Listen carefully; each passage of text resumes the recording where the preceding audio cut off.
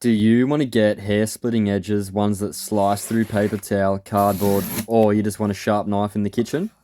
Well, JB is here to show you how. So most people use these top shelf whetstones and diamond stones, but I'm just going to use a basic silicone carbide stone. Because there's an old saying that getting a more expensive guitar isn't going to make you sound any better if you don't know how to play. You're also going to need a honing steel or a leather strop, that's up to you. It's also pretty handy to have a flattening stone so you can make sure that your stone is nice and flat. You're also going to need some knives. Some soap to put on your silicone carbide stone. If you're using a whetstone instead, don't put soap on it. You're going to need a dirty rag to wipe the knife off and access to some water. These stones are quite porous, so they do benefit from having a bit of a soak. You'll get your best results by having a flat stone and making sure the surface is nice and fresh. If you're worried about cutting yourself, you can wear a cut-resistant glove with some latex over the top. If you want, you can have your stone sitting on the bench top or a block of wood like this and use this style of sharpening. But I prefer to hold the stone in my hand like this because I feel like I have the most control. Now let's get the angles right. We're not going to hold the knife straight like this. We're going to have it on an angle like this. Not straight, just like that.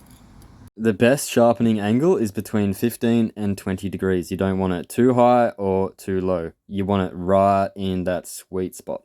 Now let's sharpen it. We're going to make sure it's nice and wet, lock our wrist, and then hold those angles we spoke about, and we're going to sharpen it on this side for about a minute or so, going from heel to tip. Make sure to keep adding water occasionally. So what's happening here is we're putting a bevel on this side of the knife and the scratch pattern is going to be going in this direction.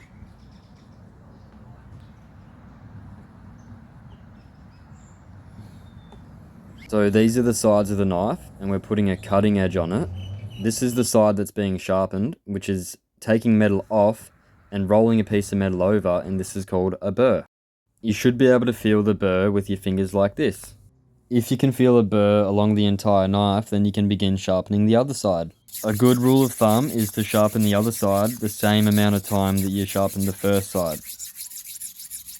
And don't forget to keep adding water.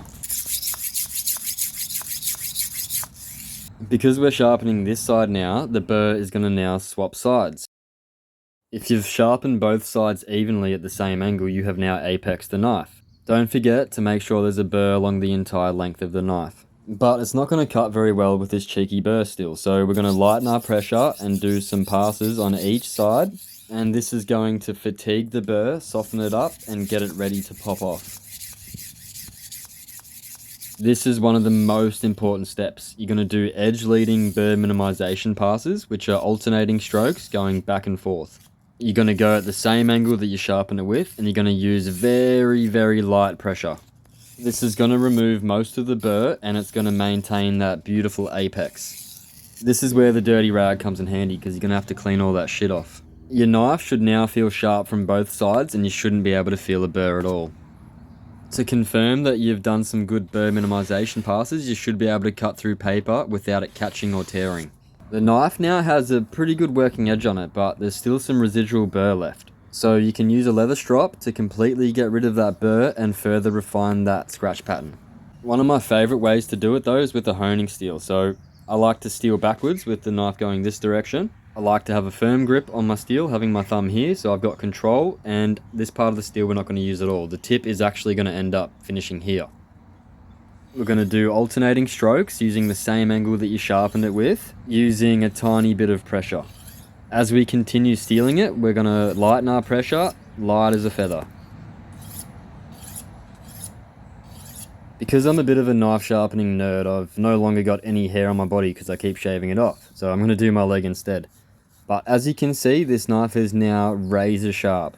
It's shaving the hair off, smooth as. It cuts through cardboard cleanly, it even slices through paper even after that. And we're going to steel it up a little bit more and see if it can cut a free hanging paper towel. Paper towel is pretty hard to cut through cleanly, so that's one way to know you have a truly sharp knife. A sharp knife is a safe knife and it makes everybody's life so much easier. Thanks for watching, guys.